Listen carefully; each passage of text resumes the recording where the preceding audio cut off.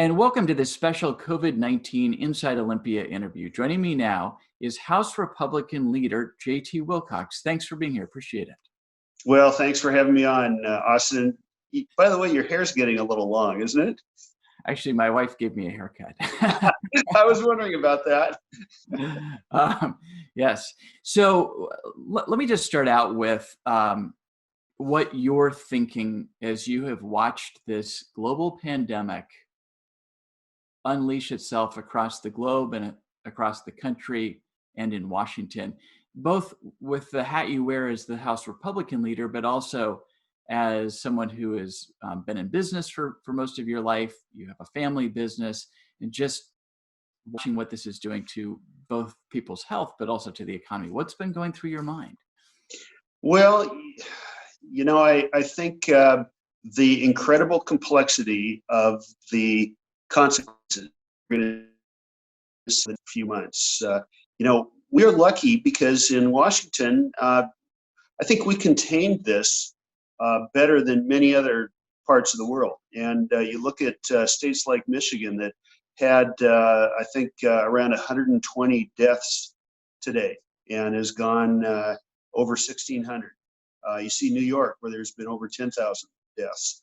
And then you see small countries that are having much higher proportion of human suffering than we have. So we made a good start on this, but I also think that thinking through the consequences are going to be much more complicated than we know right now. My business background has been all around supply chains, and I am very worried about the supply chain in food, going clear back to the inputs. There are lots of nutritional supplements that come from other countries. And as we get farther down the road, are we going to find that it's much more difficult to provide proper nutrition for the animals that we depend on? And what other parts of our food supply chain is going to be affected by, either trade breaking down to some extent, or critical factories and manufacturing sites that are not able to function either because they're closed down on purpose or because their workforces are disabled in some way. We're going to have just an immense amount of complexity. It's going to be really expensive, and we don't know what the consequences are going to be yet.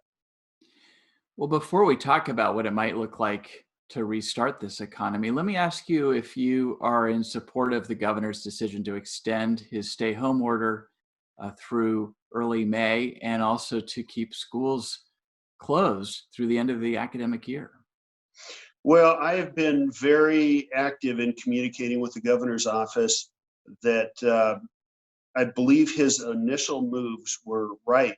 However, I think it's also important to realize that the first part of this reaction was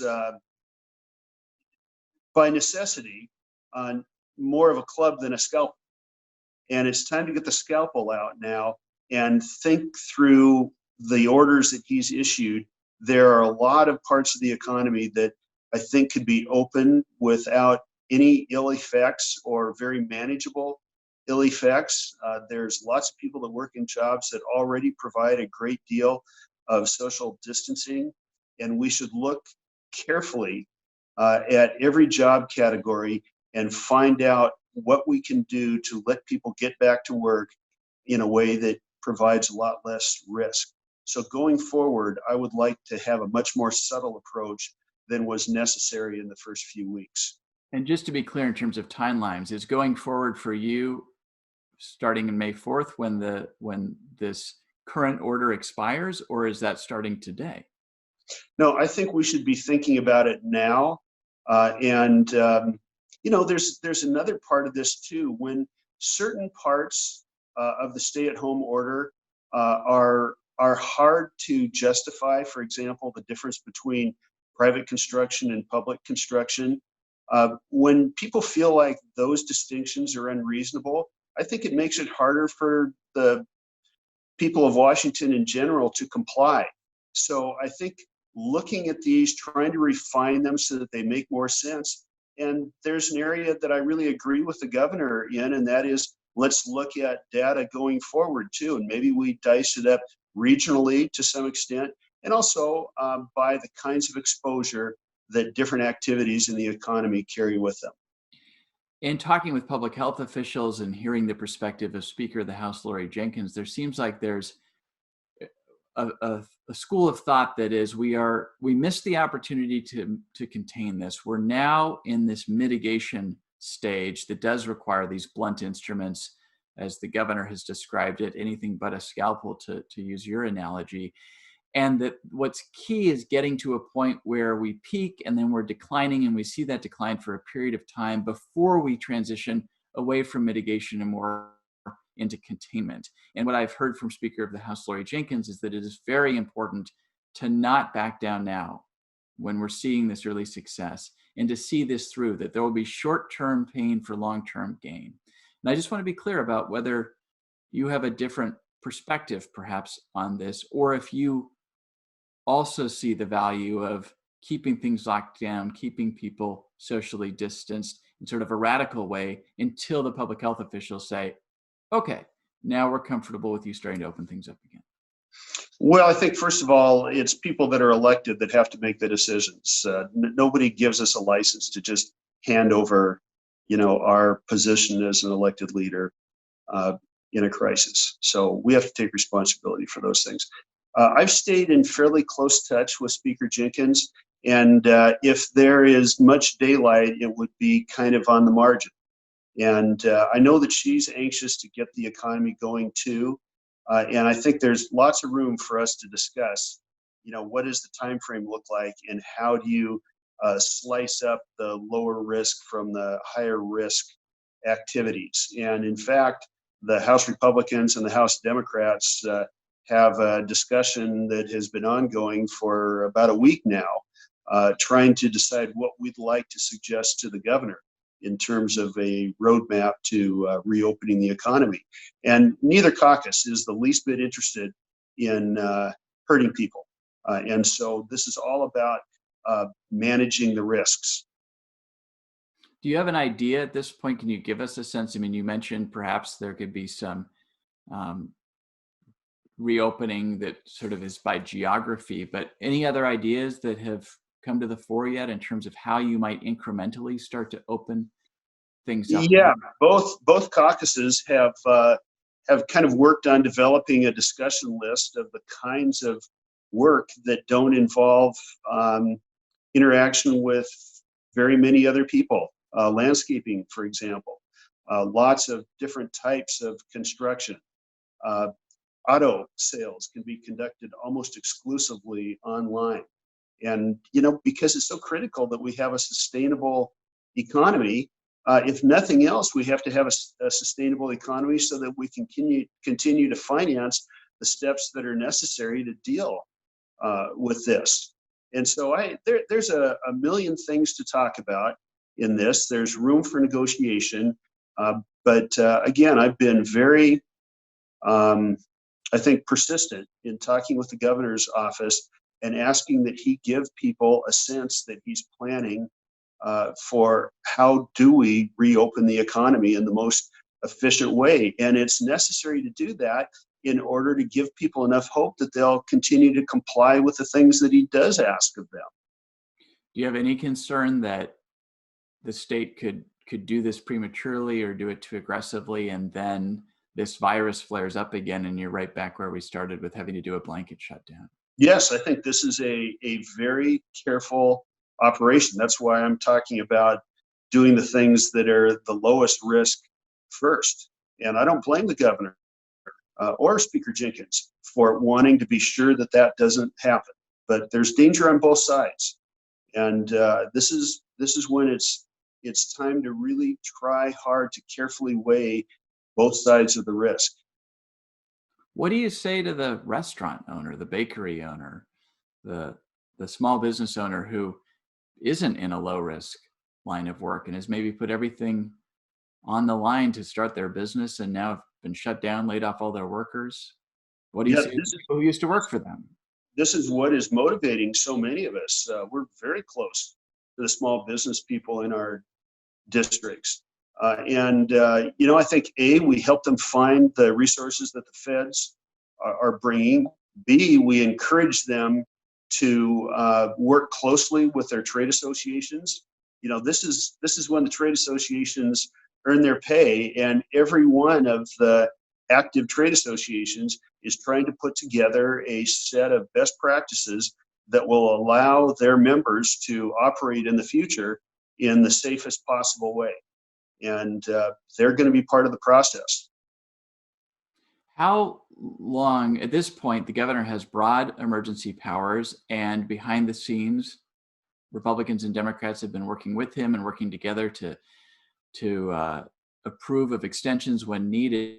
But at what point do you think the legislative branch needs to come back into session, needs to exert itself in terms of decision-making powers that at this point are mostly and primarily in the hands of the governor? Well, I think there's a couple of triggers there. If the governor appears to be using discretion and working towards a functional economy as soon as it's safe to do that, then the problem is really just one of how do we have a budget going forward, because the assumptions have changed so much, and I don't think that we will know major assumptions with any detail until June. We have a regular revenue forecast in June, and an even bigger part of, I think, what we'll have to do to create a new supplemental budget has to do with what resources are coming from the feds, what's the magnitude, and what are the strings attached, because that I think is going to be as big an impact as what is happening with the economy. Is there another scenario there where you do think that you're coming into session or exerting, your check and balance on something other than the budget? Well, I think that, you can certainly come up with scenarios where that might feel necessary, but I think we need to put all of our effort right now into as much collaboration as we can, and let the governor know he needs to share his plans for restarting the economy.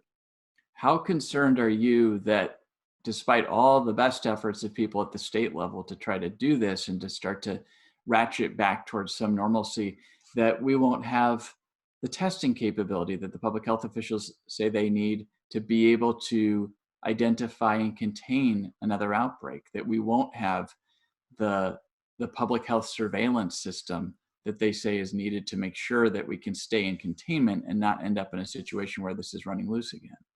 Yeah, that is a concern, although I think innovation is moving fast.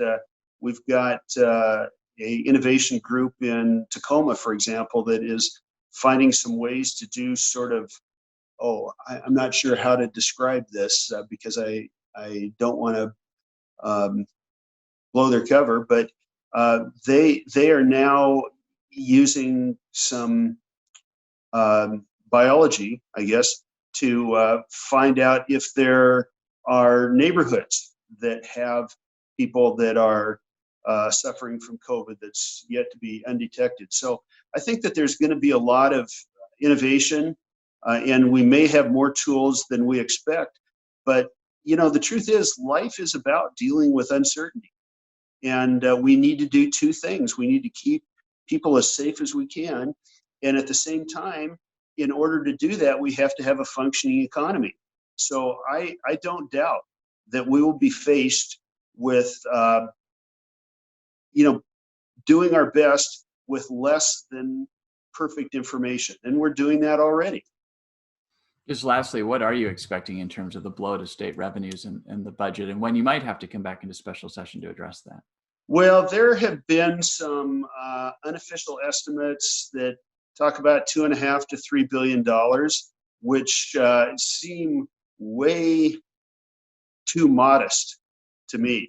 I also saw that there was I believe, a Chase Bank estimate of a drop of close to 40% in GMP for one quarter, and then some bounce backs.